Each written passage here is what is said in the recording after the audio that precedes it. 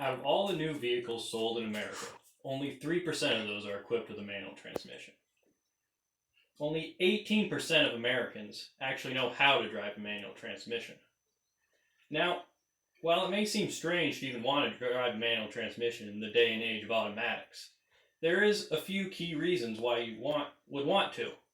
One, a manually equipped car is actually cheaper than an automatic car in most cases.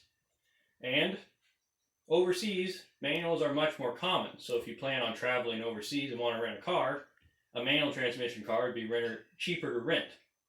Now, all of my vehicles are equipped with manual transmissions, and I have been driving them for over 4 years now, so I've gotten good at it.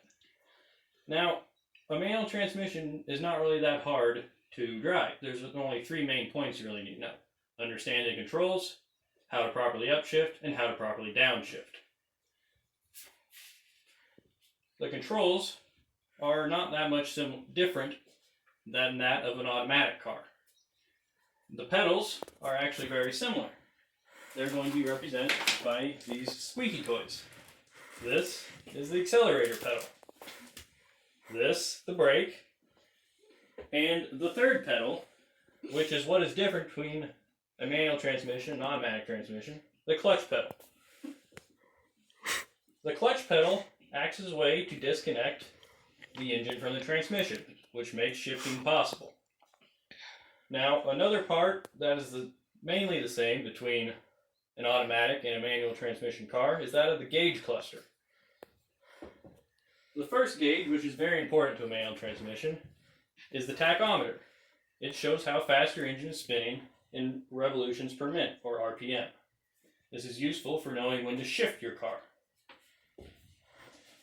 The other gauge which can be used to know when to shift is the speedometer, which is the same. It tells you how fast your car is going. But you can also use it to know when to shift, albeit for a little more advanced driver.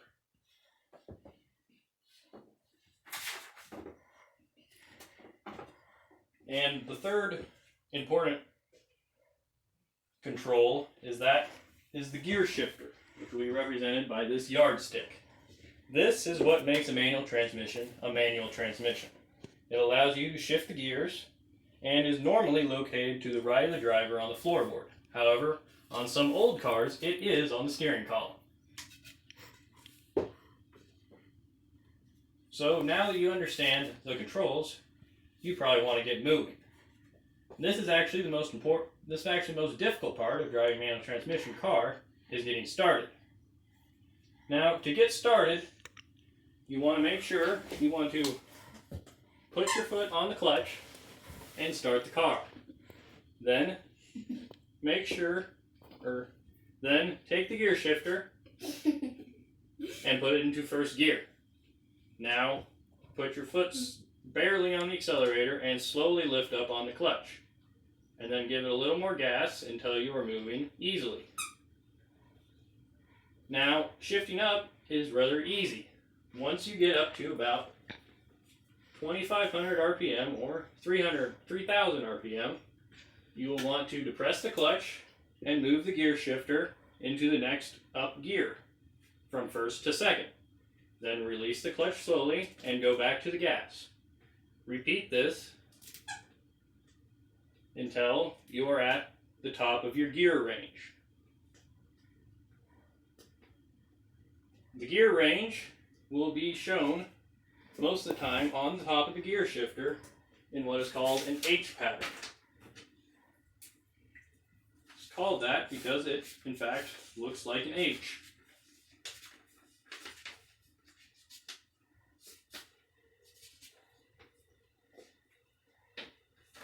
Here is where first gear would be, usually up and to the left, second, down and to the left, third, over and up, fourth, down, and sometimes reverse is to the right and down, or to the complete left and up.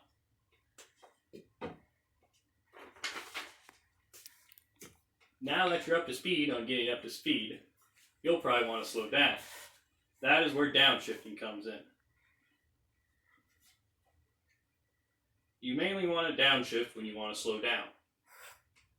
which you will look at your tachometer, and when it gets down to about 1,000 RPMs, you will push the clutch in, move the gear shifter down a gear from third to fourth, and then let up on the clutch.